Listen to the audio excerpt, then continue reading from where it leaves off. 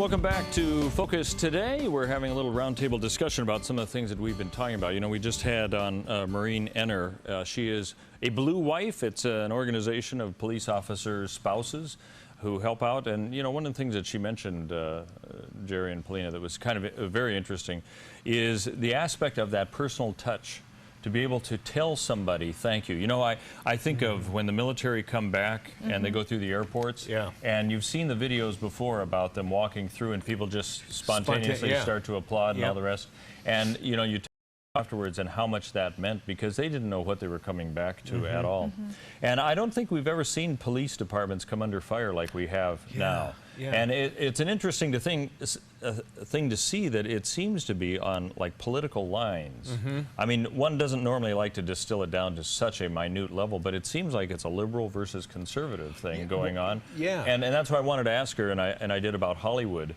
And she's from the Oakland area, so certainly kind of in that general location, I guess you'd say, and how she's seeing other police officers being impacted. And it does seem to come down to those lines, and yet when you have a movie director like Quentin Tarantino making the volatile statements he did about calling murderers murderer, and he's talking about police officers, that this has a direct impact on them. I thought it was interesting for her to say, you know, tell a police officer you appreciate them for what they are doing. I don't know when the last time was that I have done something like that. I do. But when then was the last time you did? I have a son in law enforcement. Oh, well, there you go.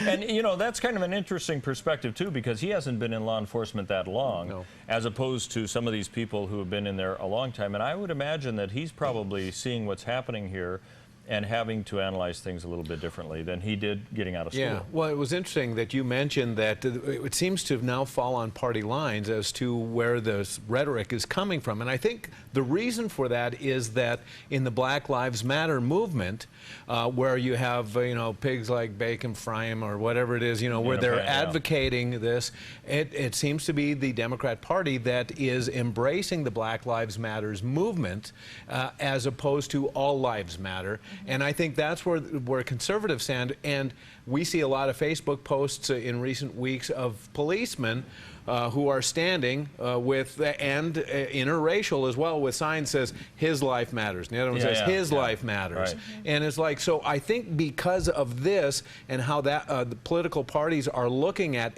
in particular, that movement has kind of defined where they're falling on this issue.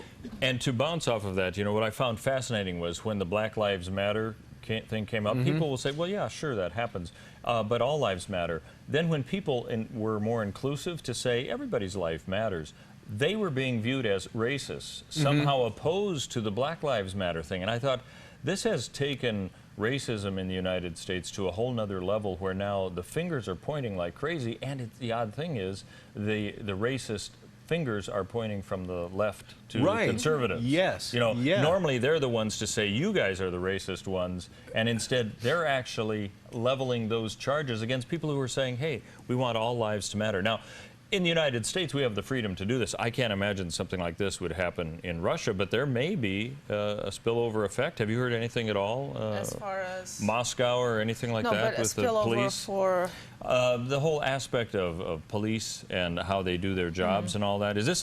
I'm wondering if this is just an American thing going on right now. I think it is. Well, the way it is going on here, I think it is unique because of the freedom of speech and because of the way policemen. In other countries, even in Russia, there is so much more into that. I mean, there is corruption, there is bribing, there are all those things. So, and it's been going on forever, so you can't just compare. But in America, I've read some really nice stories of people being pulled over and being respectful to policemen and getting that respect back, showing that it is possible to have a normal communication to the officer and to not be discriminated against, even if you're black, even if you're carrying a gun, even if, you know, all those things that statistically would put you in a harm's way when you're dealing with a police officer. But this year has been a hard year for our law enforcement, and when Patrick and I were organizing the Back the Blue rally a month ago, and he contacted all the law enforcement agencies here locally, he's gotten such a positive feedback, and people were saying, thank you. This could not have been a better time to hold something like this, just because of the stress and pressure and the negative feedback that we've been getting. He's got letters from wives, the blue wives, and they were saying thank you for supporting us. And just like Maureen was saying, you know, all you have to do is, whether you're being pulled over or not, just go to the police officer and tell them thank you. Yeah. They put their lives on the line It's every such a simple day. thing to do. Yeah. Well, you know, it's interesting, too, because, you know, you see this political correctness atmosphere that exists, and I think it really, really was viewable when Martin O'Malley, the Democratic presidential candidate, at a rally, was interrupted by the Black Lives Movement, and they were chanting, and he said, yeah, Black Lives Matter, all lives matter, and he was booed, and they actually interrupted his message, and he then, after talking with his advisors, came out and apologized for saying that. And then in a rally last week, I saw a video of Hillary Clinton. She had a speech interrupted by a Black Lives Matter protest that came around, and as they were yelling Black Lives Matter, she sat on the podium and was smiling and going, but she looked very uncomfortable. She really did, and I think that they've defined this as being politically correct, and that they are coddling that portion of their base is really what it is. I think that's really what it boils down to, is trying to retain that high percentage of voters in the African American community that the Democrat Party has traditionally. It's that kind of politics, I think, people have a very short shrift with, you know, when you see that manipulation going on. So we'll have to see what happens. You know, Maureen was talking about this New York City police detective who was killed, and that was Ralph Holder. And that just happened on October 20th while he was in the line of duty there. And it kind of puts it into perspective there, because he was 5 years with the New York Police Department, and that's got to be one of the tougher ones. Her husband also was with Oakland, and that's a pretty tough place to be, too. Yeah. And what happened was he was responding, this Officer Holder was responding to shots fired and a bicycle stolen at gunpoint. And a suspect was arrested and charged with shooting him in the head. He was, I believe it was the 101st officer to be killed in line of duty this year, and the year is not over with yet. Can you imagine? And I don't think we hear those reports. You know, you'll hear reports about isolated incidents elsewhere, but with so many officers being shot like that, that's one of those situations that it does not make the news every day. Right. And like Maureen was saying, people accuse her and her husband, nice salary, nice benefits, nice this, nice that. But if you go on the ride with them, but even think about it, don't even go on the ride, think about it, what kind of job that is. Those wives, they say goodbye to their husbands, really not knowing whether they're going to see them again. Right. Shouldn't it be worth a little more? I mean, if not financially, respect-wise. Those people are there to protect you. Unless you're a thug, then, you know, what do you expect? And there are a lot of husband-wife teams, too, who are police officers. I know that's even in Oregon. You know, there are husband-wife teams that you otherwise wouldn't think about. And you can imagine they're both doing their jobs, going off into the line of work that way as well. Yeah. So it's one of those things, you know, and I think what struck me was she said, well, it's not that difficult to do. Just thank them for what they're doing, because it shows that you've got their back when it comes to supporting them, because they're in our midst and they've got our back. Yeah, absolutely. So, yeah. Interesting discussion. You know, I'm sure that we're going to be hearing more about this, so we're going to be keeping you up to date with all of that. Just a few thoughts to kind of piggyback on what Maureen was saying. Maureen Enner, a blue wife from Oakland, and that means that they're supporters of the police department there. You know, well, I would be interested to see, I'm going to kind of segue into a different topic now, to hear what the presidential candidates, because I think we've been really lacking some substance questions at the Republican debate, and it's no secret. People have talked about the lack of good questions and good moderating. Next week is another debate, and I would be interested to hear what Carson, Trump, what those people have to say about Black Lives Matter, Blue Lives Matter. You know, have you heard anything? Have they spoken at all about it? Yes, they have. Well, it hasn't come out a whole lot, especially in the debates. Yeah, not in the debates, you're right. We may be seeing more of that in this next debate. That's the last one. A lot of people are saying it wasn't much of a debate anyway. So, and the questions weren't even raised. It wasn't that kind of a situation. But this is almost coming, it's odd where the police have to be supported to show who is actually supporting the police in a presidential debate. Right. But as she said, and I thought her perspective was interesting, comes from the top all the way down. So Jerry Brown, whether he does something or not, it comes from the president. We saw this before when the Attorney General would head out to a shooting of an individual, but he wasn't there to support the police. Right. And he is the top law enforcement official in the nation. Even under muddy circumstances of the shooting, and of course it's a tragedy anytime that law enforcement has to pull the trigger. I mean, that's a bad situation. But even when the circumstances are muddy and the president is sending representatives to memorial services and funerals, I think it totally sends the wrong message, and I think it emboldens people on that side who may have resentment against the police or whatever their feelings may be to act out. And I think it's a terribly dangerous situation, and it starts at the top. Yeah. You know what it reminds me of? And maybe it's a stretch, but Russia, like 100 years ago, lawlessness. You know, when people realize that they're above the law, whether it comes to police, even in schools, and you know, there's maybe not law, but if you look at our schools, and I was just looking at some videos yesterday of students disrespecting teachers. Yes.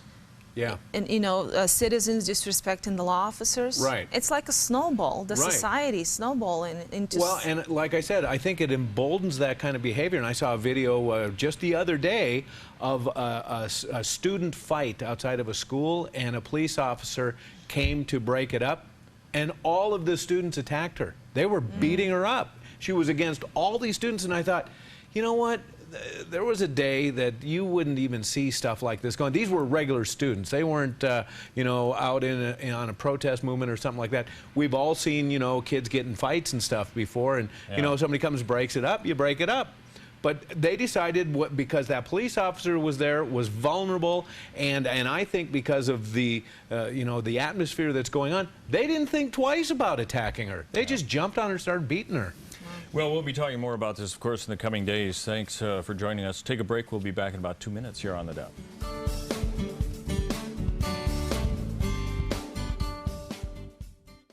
Hi, I'm Polina, and I work at theDove TV. Did you know that when you support theDove TV, you have a profound impact, not only in our community, but around the world? It's your continued support that takes the inspiration and hope in the programs we produce and makes them available to the thousands of people who are watching these videos online every week. Help bring encouragement and hope to our valley and beyond by making a secure online donation today at our website, thedove.us.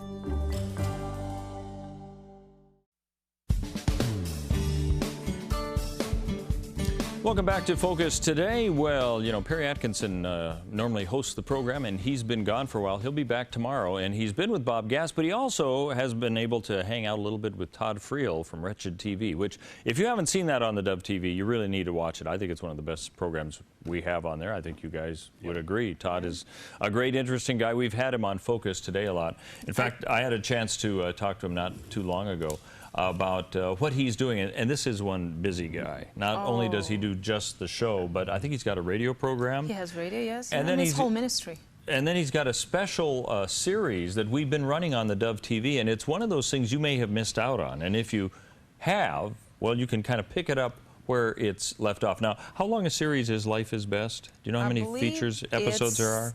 8 or 13 for some reason. I have 8 those or two 13. numbers. I'll find out while we're watching the video. It's a series that I think you can jump in at any time. It's not like it's dated 13. necessarily. I've heard somewhere it's 13 series. Yes, and we already aired 2, so there's 11 left.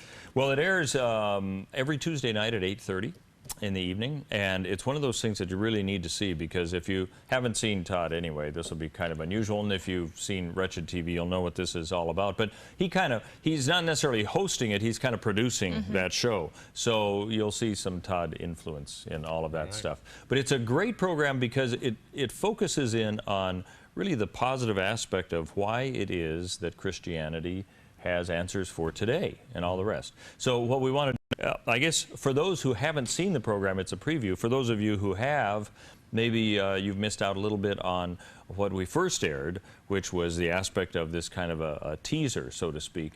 And this is a culmination, give you an idea if you haven't seen it, of what this program is all about, called Life is Best.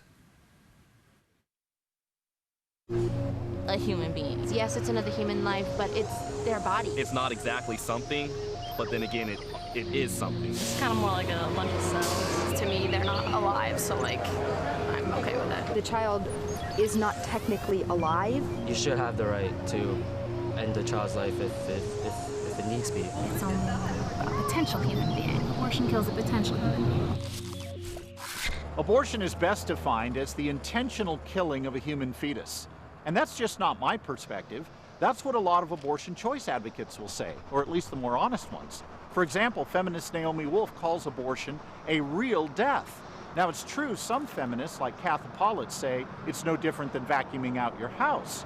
But those that are honest will admit that abortion definitely kills something that's alive. And not only does abortion kill that something, it intentionally kills that something. So when we talk about what is abortion, we're not talking about killing in general, we're talking about the intentional killing of an innocent human being. I need to, with all the boldness that the Holy Spirit will grant to me, tell everyone in this room that abortion is murder. It is the murder of a human being. I'm gonna have to say it, I'm gonna show it to you in the Word, I wanna prove it to you with science, I wanna just lay it before you and say abortion is murder. And it's a holocaust like the world has yet to see. In fact, just to put it in perspective, Stalin was guilty of murdering 40 million of his own countrymen, Hitler 30 million human beings, and the United States, since Roe versus Wade, not globally, but the United States, has blown past both of those brothers and have made them look angelic as we have slaughtered wholesale 55 million little boys and little girls. Millions of little boys and little girls. That is why this show has a threefold purpose. 1, save lives. 2, save souls through the preaching of the healing power of the gospel. And 3, equip believers to make a persuasive case for life. This is a matter of life and death. This is not a preference issue. What do we mean when we say something is wrong? For example, if I said to you, chocolate ice cream is better than vanilla, you would right away recognize that's a statement about me. It's subjective to me. You might like vanilla, or you might like strawberry. You would think it real odd if I said to you, chocolate is morally superior to vanilla. You would rightly think that guy's nuts. But what if I said the following? It's wrong to torture toddlers for fun. Now I'm no longer talking about what I like or prefer. I'm talking about what's right or wrong, regardless of my likes or dislikes. People think that when you claim abortion is wrong, you're saying you dislike it. But pro-lifers are not saying abortion is wrong because they dislike it. They're saying it's wrong because it intentionally kills an innocent human being. It's about what's right and wrong in spite of our tastes, not what's right and wrong according to our tastes. And that's the key point that people get so wrong. Imagine if I said to you, don't like slavery, don't own a slave. Or, don't like spousal abuse, don't beat your wife. In both cases, you would understand that I did not really grasp what was at stake with slavery and wife beating. That I was treating slavery and wife beating as mere preferences like ice cream. So when pro-lifers say abortion is wrong, they're not talking about their preferences, they're talking about what's right and wrong in spite of likes and dislikes. Pro-choicers are right. We should trust women to make their own personal decisions. We should keep government out of their private business. We should keep laws away from them that restrict their freedoms. I agree with pro-choicers completely if what? If the unborn are not human. If morally speaking, abortion is no different than clipping a fingernail, I see no reason to oppose it whatsoever. But if abortion intentionally kills an innocent human being, we have a problem. A little bit of an idea of what Life is Best is all about and how they kind of make their points about all of that. You know, and what strikes me is this, there's this discussion of pro-life, pro-choice, okay, now we know what category you're in, without an intelligent discussion that they're kind of unveiling a little bit about the aspect of why it is you believe one way or the other. It's not just a political party associative idea. There's a real belief behind it all. And you know what I think is, this is a great discussion starter with people who may not have really looked at some of just those basic issues of life and when it begins, and if we don't know, what do you default to, and that type of thing, you know. As science progresses, does that mean that as they can keep a fetus alive longer, that now that life is more valuable just because science has progressed? Isn't there an underlying morality that should be below that, no matter what science decides it can or cannot do, that it is preserving of life? You know, and I think pastors need to see this too, because I think a lot of them, for some reason, seem to be somewhat afraid to talk about this from the pulpit or to parishioners, thinking that they'll hurt somebody's feelings or something or other, or you know, and I can imagine the thing is, you're going to have people who've had abortions in your congregation. Well, instead of ignoring it, you need to talk to them about it. This needs to be one of those upfront situations. So I would just suggest, you know, you get your pastor to also observe this. And this takes place, of course, Tuesdays. 2 episodes have aired so far, right? 3 have aired. And so it's a total of 13 we have figured out. But every episode, so there's 10 more. Every episode of Self-Efficient, it doesn't matter what you've seen, haven't seen before.